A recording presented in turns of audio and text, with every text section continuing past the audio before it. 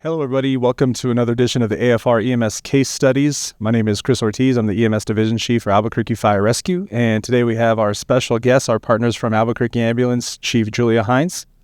Welcome, Chief. And we have Deputy Chief of Operations, Will Hay. Welcome. Thank you, guys.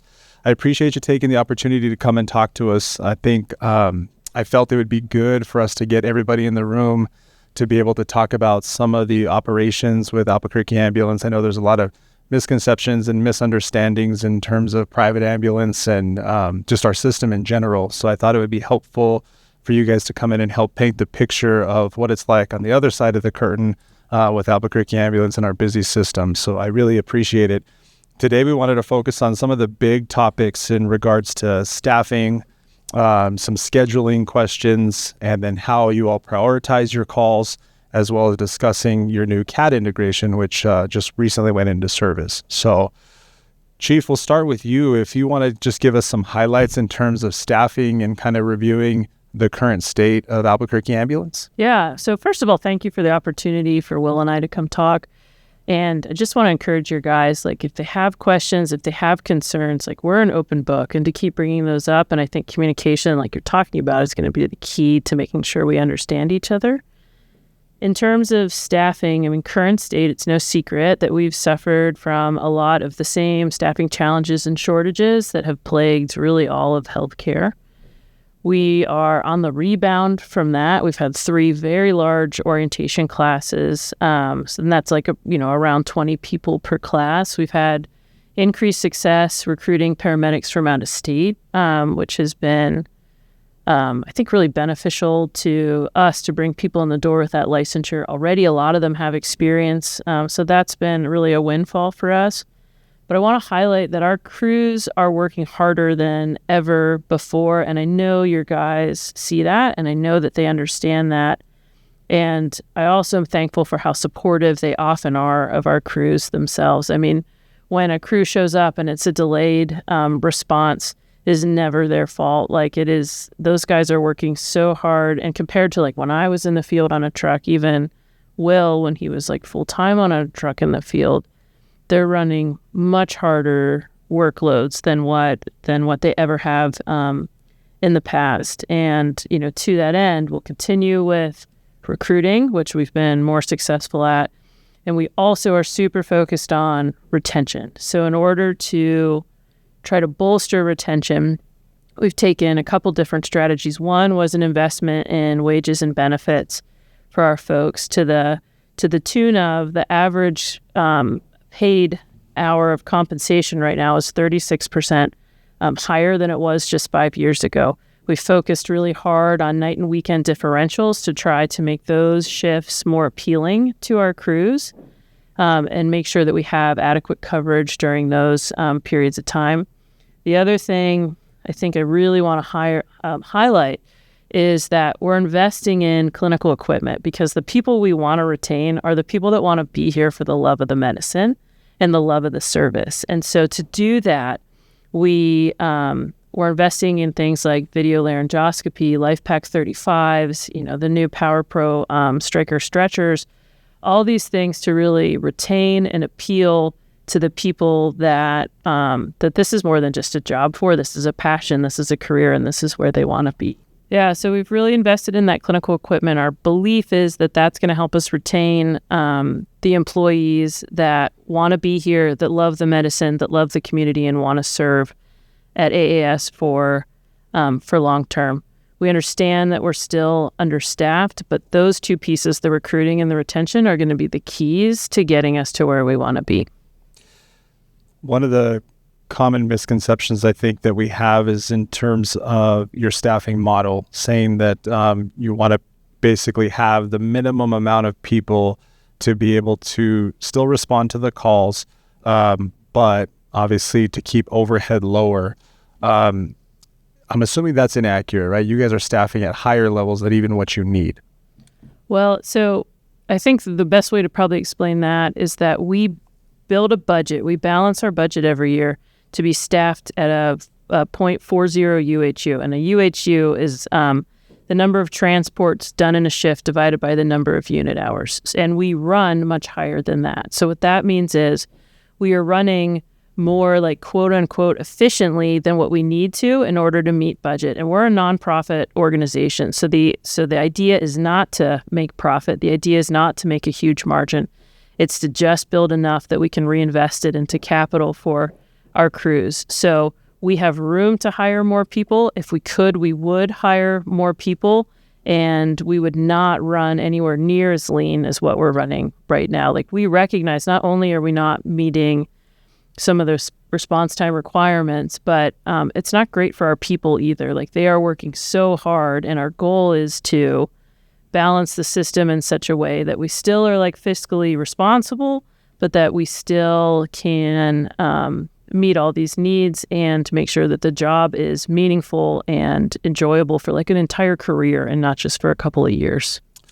And we're making progress. Our schedule is built for a certain number of like EMTs and paramedics on this schedule. But above and beyond that, like Julia said, we're budgeted for even more employees than that. Discussing our staffing this morning when we looked at it, we're pretty close to having our schedule full as we've built it, but we still have room for approximately 20 more medics, 10 more EMTs than that, and we would love to hire them. If they presented themselves to us and were eligible candidates and made it through the interview process, we would absolutely onboard them. None of this is about profit margins, saving money. Most of it is about the number of qualified applicants that we get, like Julia said, and then retention, getting the people that onboard with us to stay with us. And that's key. I think you hit on that. Obviously, all EMS agencies right now are having difficulty in recruitment. That's Albuquerque Fire included. The one difference, I think, with fire-based EMS is typically the retention is longer because of the retirements and some of the other benefits. Talk to us a little bit, Will, in terms of your recruiting numbers that you were able to pull up, because you did onboard quite a few paramedics and EMTs. But if you can talk a little bit about the net gain and what that means over the year with the onboarding. So we had like significant onboarding, especially towards the end of the year. And then our net gain, I think it was in here. So in 2024, we added a total of 44 and a half paramedic. It's just the math. 45 paramedic full-time employees and 68 full-time EMTs. But we only yielded a net gain of about 6 paramedics and 4 EMTs. And the reason for that is turnover. So what we face with turnover is the volume of work that we do. People get burned out just because they're working so hard. Sometimes we're last in the food chain when it comes to EMS careers because we lose people to agencies like yours because of a number of reasons. Like a lot of people use us as a stepping stone to get the experience they need to be considered by fire agencies. So we lose some people to that. We lose some people to other forms of advanced education. They're going on to nursing school, PA school, and we support that.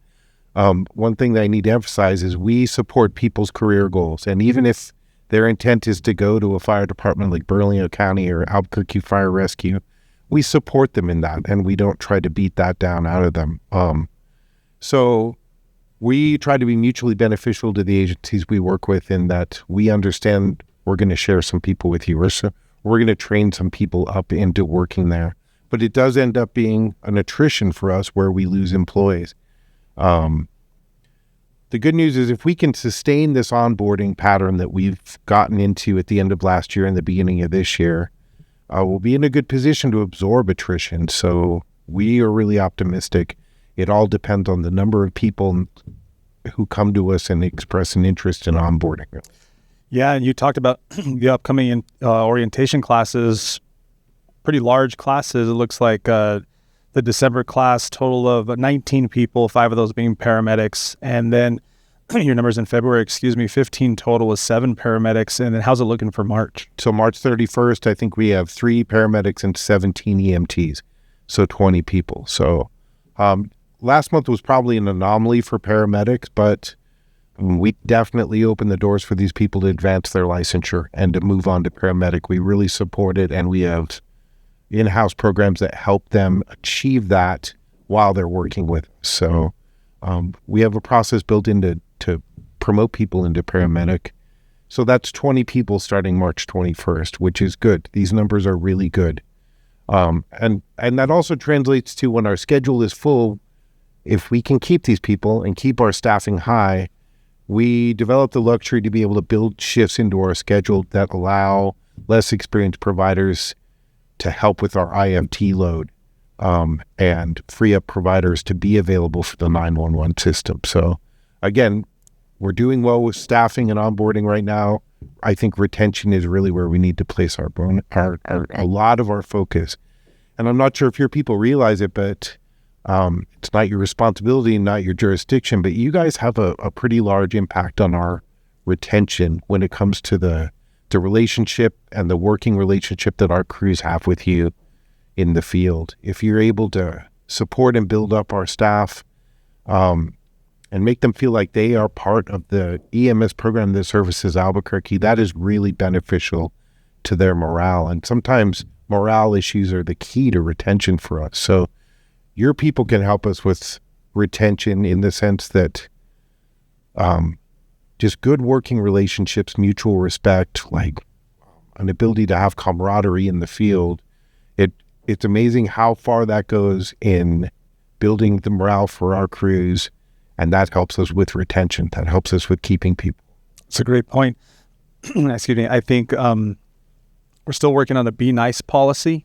We're still perfecting that. We're crafting it. But I think that's really the ticket, is just, treating each other with respect, having that camaraderie that like we're all in this together.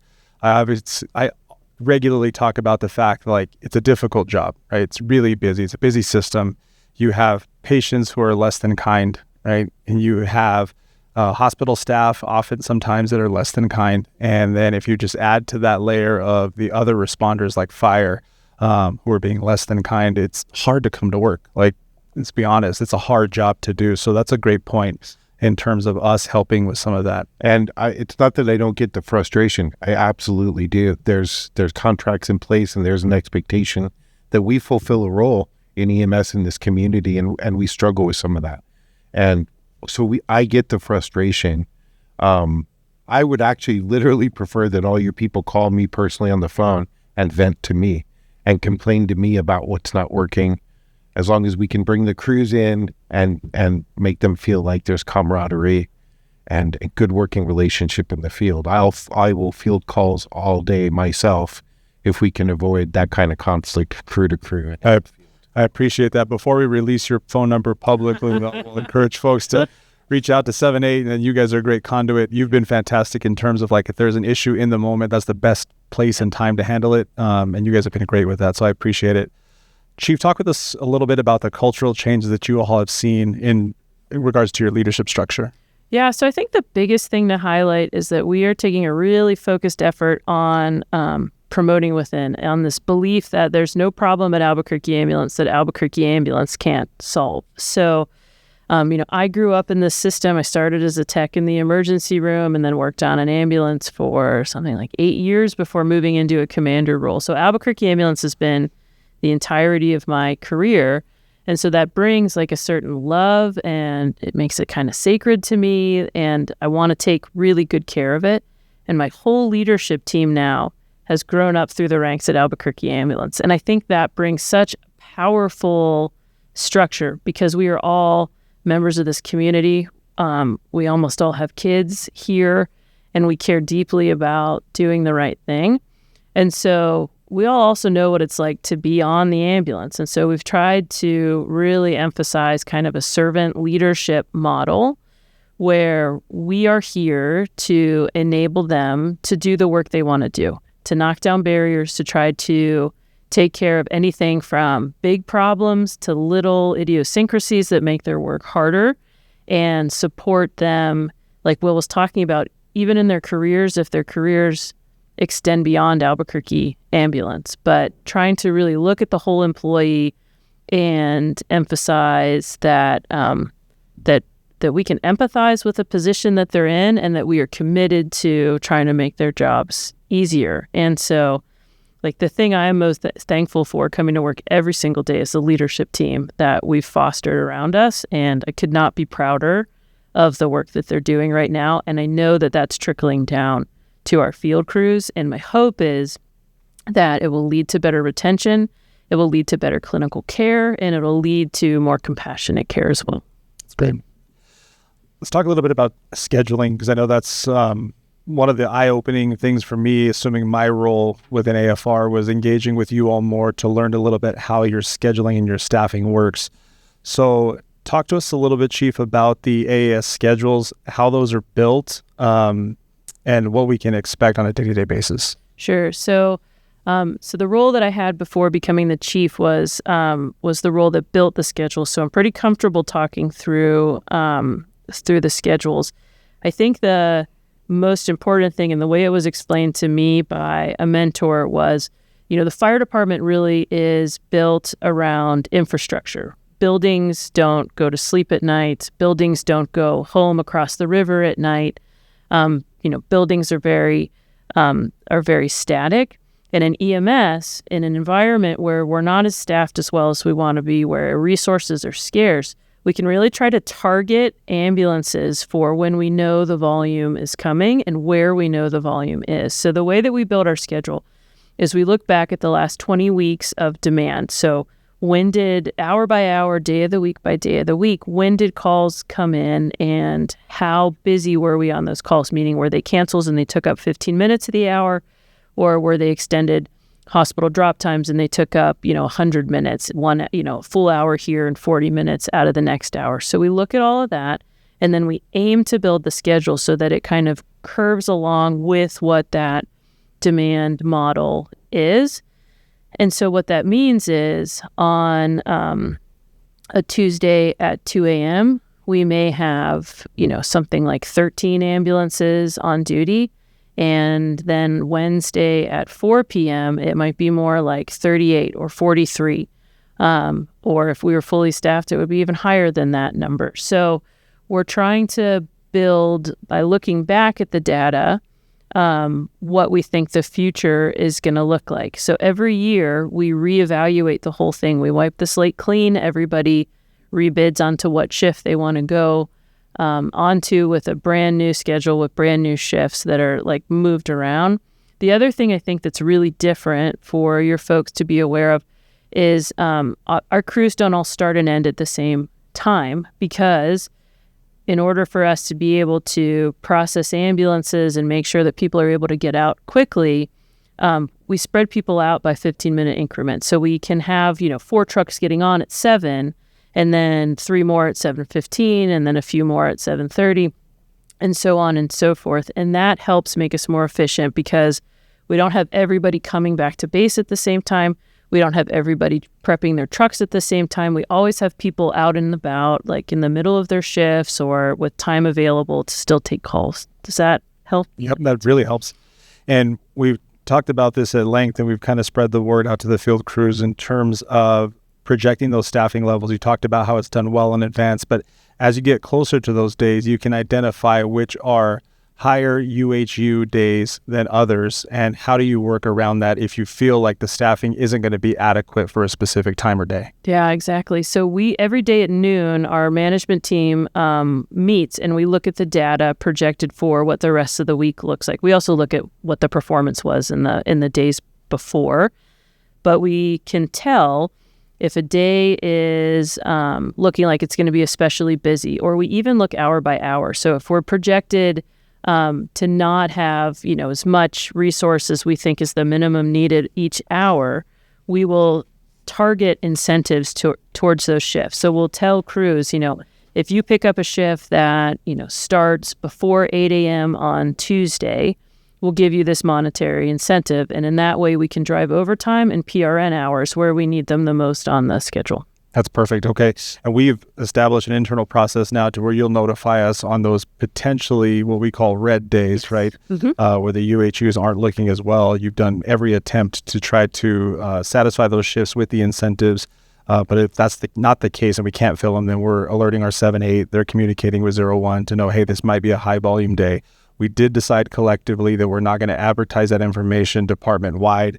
only because a lot of times it just, for lack of a better word, puts you in a bad mood, and you're anticipating something that might be short-lived and it may not affect you in terms of transport. Right. I think it gives your 7/8 really good awareness, but like our systems are so dynamic, we could give you a warning that a red day is coming up in, 36 hours or 48 hours. And then because that shift is incentivized, people will pick it up at the last minute. And so the game is always changing a little bit. Perfect. Special events and standbys I wanted to talk about a little bit, because there are also a few misconceptions that I've heard that when you have a unit taken out of service to do a standby, that it's pulling from the frontline fleet. Tell us how you handle the standbys and special events with your ambulances. Yeah. So first of all, since we really started facing acute staffing challenges, and since your crew started transporting more often, we have declined standby after PR event in order to make sure that we are most focused on the work. That has been a challenge for the community. I'm sure you've fielded phone calls from people that after they've called us in AMR and Superior and they can't find a standby, they're desperate to get their community event covered. But we felt like that was really the most important priority. But we've kind of cracked the door open a little bit on standbys because they're meaningful to our crews, they're meaningful to the community, but we are absolutely committed to staffing them with overtime hours or PRN hours, and we do not pull from the field unless there's some sort of last-minute emergency or urgency that we cannot figure out any other way. But we don't look at that schedule that's built on demand and pick a shift and then pull it to the overtime. We place an additional shift on the schedule specifically for that standby. Excellent. Okay. Will, in terms of call prioritization, can you give us a little bit of insight on when you have multiple calls that are holding, how are those calls triaged, and how do you allocate your resources based on those calls that are pending? So, of course, initially they're triaged by patient acuity, just like everything else, and we give a preference to high acuity calls or high acuity coding. They are also sometimes we have to make a decision about the resources we will send based on the resources that you have available. So depending on whether it's an engine only or if a paramedic is going to be on scene and on the way, that can influence our decision. Of course, the geographic location, where the call is coming, because remember, we service county as well. So we're pushing units out to the edge of the entire metro area. And the type of truck that we have, the resource we have available, whether it's a BLS truck, an ILS truck, or an AS truck. So those are all coming in as factors that we utilize to how they're triaged and how we send a resource to that call. And that's one of the misconceptions. I think it's it's not a first come, first serve. Not when the call drops, it's dynamic. So the dispatchers are keeping an eye on the system globally, similar to the way our dispatchers do in the alarm room, to know what resources are the closest, which are most appropriate. So in terms of that, we've talked about our agreement with that you're going to prioritize our non-transport capable units, so our engines, our ladders, our squads. Is that accurate? Yes, that's correct. And then there's a whole other world going on with ambulance, which is our IFT load. We are moving people from hospital to hospital to specialist, sometimes home. We do a lot of work for Presbyterian and other agencies. So at any given moment in the system, we have a considerable number of resources devoted to that. And fortunately, our new CAD and in the adjustments we're making, it's allowing us to prioritize when to pull crews from those calls as well. So there are situations when we're low levels where even though we're making commitments to do interfacility transports, we're pulling those in-route resources and giving them to the fire department as well when the levels are low. And we can't lose sight of the fact, correct me if I'm wrong, but the interfacility transports are just as important because they also decompress the system. They're moving patients out of hospitals to free up beds, which in turn allows folks from the ED who are going to be admitted to get taken upstairs. And then we in turn have shorter drop times when we're transporting to the hospital. That's correct. And then a number of those IFT requests are priority calls, meaning that they're patients who are experiencing STEMIs, CVAs. And so by being able to transfer those patients, we pull those out of the system as well, because the only the only place those patients would go if we weren't available is to the 911 system. And at the end of, even with non-acute patients, without a system to move people in the city, all those calls would end up probably in the 911 system as well. So there's kind of an undercurrent of patient movement going on in the city that we understand isn't visible, but it's extremely important, and it's part of the entire pre-hospital and hospital workflow of patient care, and we're doing a considerable amount of that. And I don't bring that up for sympathy for our workload, but sometimes I'm not sure how visible it is to your people. In terms of visibility, I think one of the things that we hear regularly as a concern is that AAS is prioritizing the IFTs over the 911 system. One of the common misconceptions that has some truth behind it is that obviously IFTs are guaranteed transports, right? You're going to receive the funding. It's very different than the 911 system. So there is a perception that the IFTs are given precedence over the 911 system. Talk to us a little bit about that and how you prioritize those calls. So I'll let Julia start to address that, because I think she has even better insight than all I know. Yeah, so that, like, what you're describing is what we all believed for, like, the whole time we've been at Albuquerque Ambulance, that IFTs are where we make our money, and the 911 system is where, like, we find meaning for the work. We recently ran the numbers, and our the income we gross off of a call, just a call coming in, so even taking cancels into account, is actually higher in the 911 system than it is in the IFT system.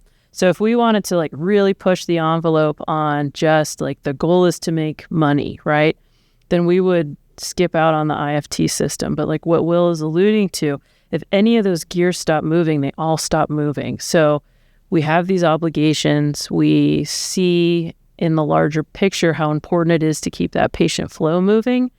But the motivation behind it isn't to try to find guaranteed income, because we actually would be equally or more successful devoting all of our resources outside of the IFT market.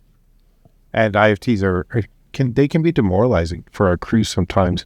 Our crews a lot of times work for Albuquerque Ambulance because we give them the opportunity to engage in the 911 system and work with your people. IFTs are detracting from that for some people, so they can be detrimental to morale. And I say that just to emphasize that we're not out there like seeking IFTs. We have a workload.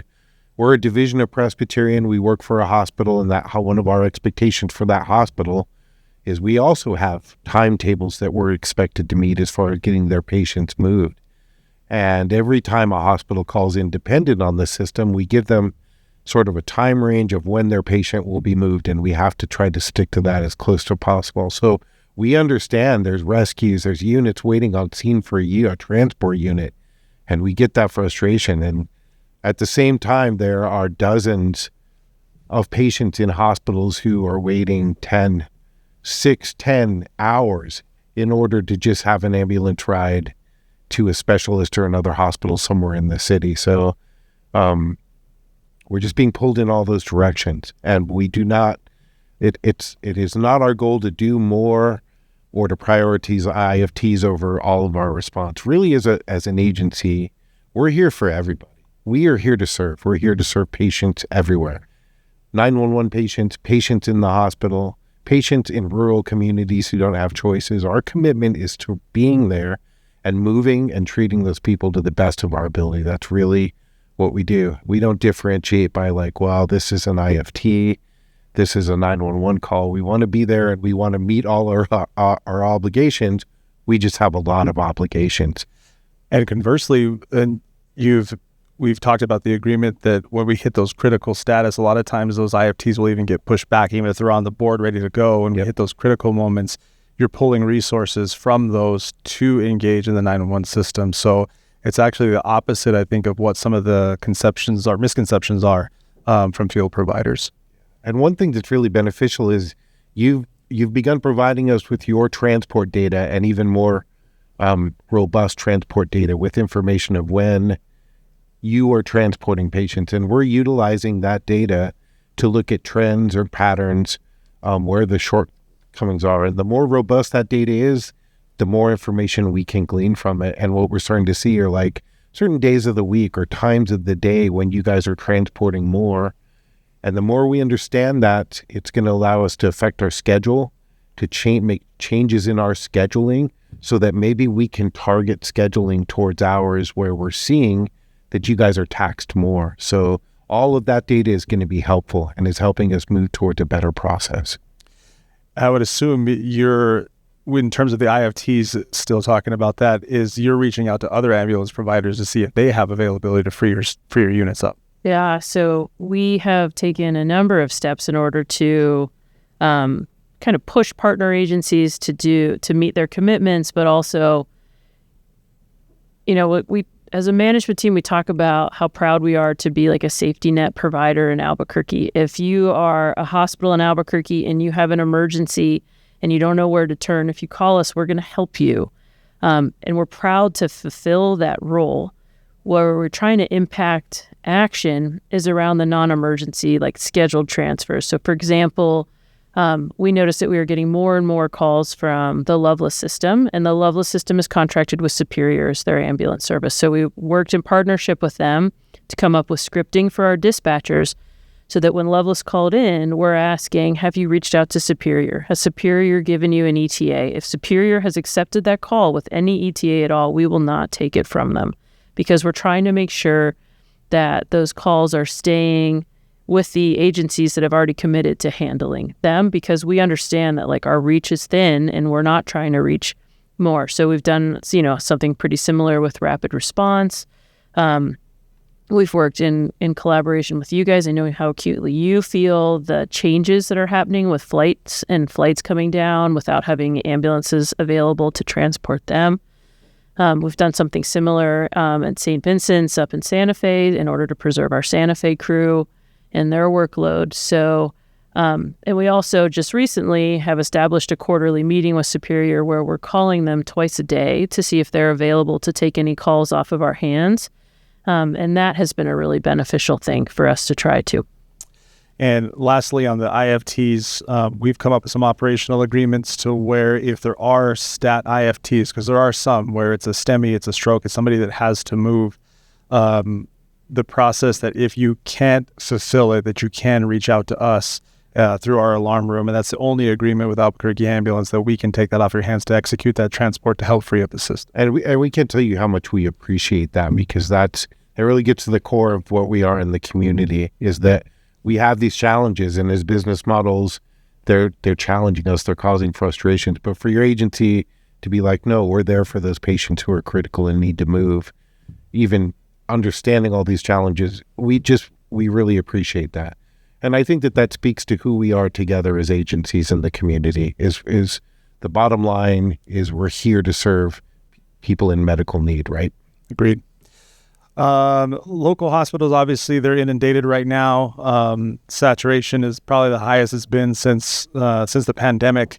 What do you all do in terms of like your field supervisors to work with addressing some of the issues the hospitals are facing and trying to turn those patients over quicker? So I think, from a leadership perspective, we meet with all those facilities. We try to bring visibility to their data around what our crews are experiencing in terms of their drop times. Albuquerque Ambulance has a board, and on that board, there's a representative from each hospital. We share that data with the board, and we also share which hospital had the longest drop time. So it's right there for them to see and respond to in our board meetings. But then our commanders are taking a pretty hands-on role too. And maybe Will, would you like to speak to how the commanders are? So the commanders watch the board and drop times, backups, and delays, and the expectation is that they respond and try to attempt to alleviate those delays up to the right that we have in our protocols to just basically find an appropriate and safe place for a patient, leave a turnover report and get a signature, and then just leave. We try not to do that all the time, because then we burn our relationships with the hospital. And if we sour our relationships with the hospitals, then we kind of shoot ourselves in the foot as well, because their intent in helping our productiveness goes down. This is all kind of a team effort. But I know that it seems like sometimes, there may be crews available that aren't clearing, they're not going out.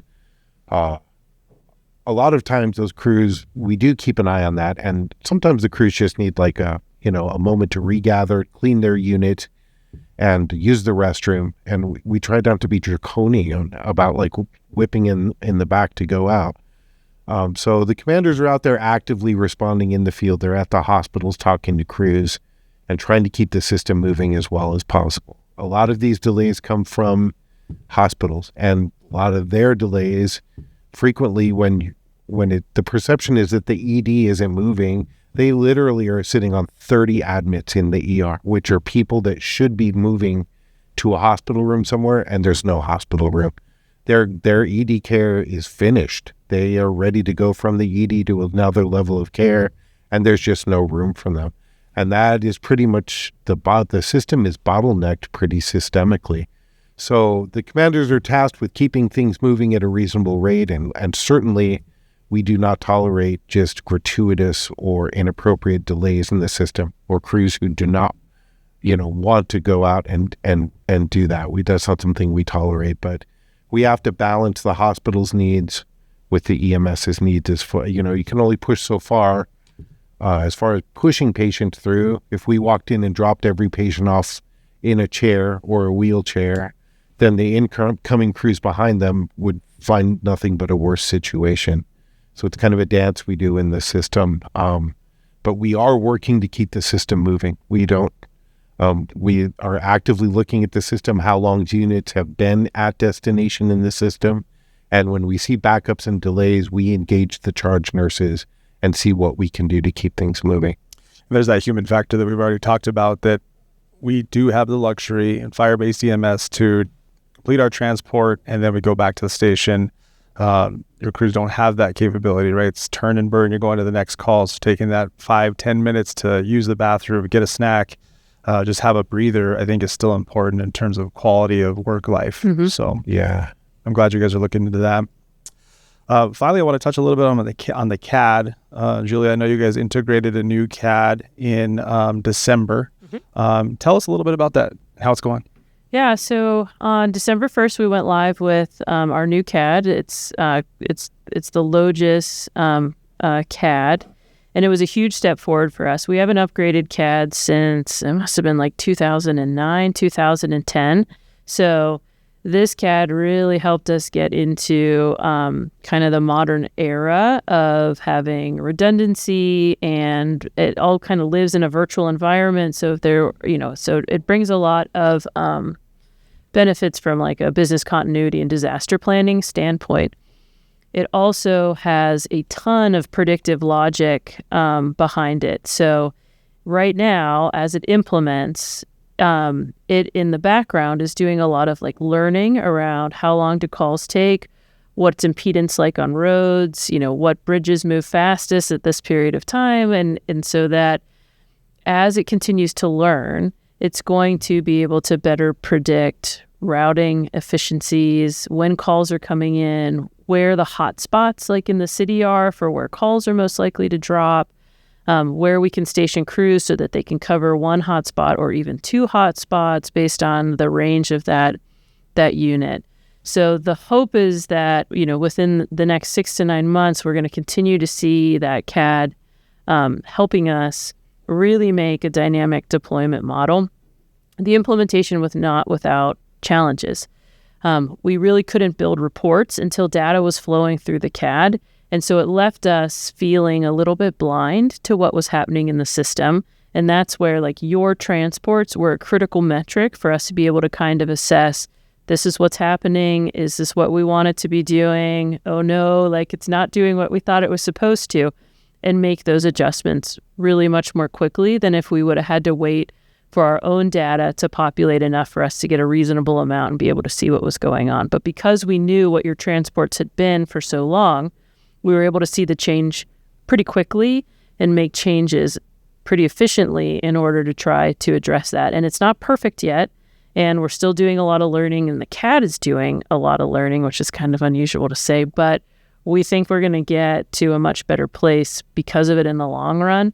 And then the ultimate hope is that we'll integrate our Logis CAD with your Motorola CAD so that when your dispatchers put in a call, they will assign, AAS as a resource, and that call will drop into our pending call screens. So no more typing that in, no more, I missed it, like we didn't hear it get dispatched, and so it got dropped. No more wrong quadrants. Like, we will have the same information you have, and I think that's a tremendous step for efficiency and for safety for our patients. Absolutely. That'd be really helpful. Last couple of things I wanted to touch on was just critical status. Obviously, our folks are well versed in critical status and what that means. Mm-hmm. We had an agreement, it's probably been a couple of years now, that the best way to write the system was to have a point to where you're this deep in calls, meaning a 911 call drops and there's at least 5 calls holding. That means you're -5. We identified that as critical status, where we would take that call off the board for you all, and then we would just execute the transport with our rescues that are assigned. That was basically just operationalizing something we were already doing, but it put a metric exactly to it. Why is critical status beneficial, and how in the long term does it help the system? Yeah, so for a few reasons. So I think it helps with predictability for your unit that's responding, right? They know right off the gate that they're going to be doing this transport, and so they don't have to hem and haw about how far is the ambulance. Oh no, it got reallocated to a higher priority call or an engine-only call. It offers that clarity around it, and I think that's really beneficial. What we could see in the data is that when we are in periods of critical status, our ambulances ended up bouncing around the city without ever making it on scene to a call. So they would respond, to the first call in the prioritization list, and they would be 2 minutes away, and they would say, cancel, we're going to transport. So then we'd turn them around and send them across the city, and they'd be 3 minutes away, and the same thing would happen. And so that resource would end up leapfrogging all over the city without actually transporting anybody. And all of that was wasted time when we most needed it to support the system. And so critical status eliminates that challenge. And it also helps us just kind of like get back to breathing room. Like, there's an urgency that happens in the dispatch center. There's an urgency that happens for crews when we're that many calls down. And as they keep piling up, it becomes really challenging to try to prioritize where to go next. It comes really tricky in terms of, I've got a unit at Press Downtown, and Engine 1 is waiting, but Rescue 20 has been waiting longer. And so what do I do here? So those questions of prioritization are challenging in the best of circumstances, but when you have 5 calls or 8 calls holding, they become almost impossible to navigate.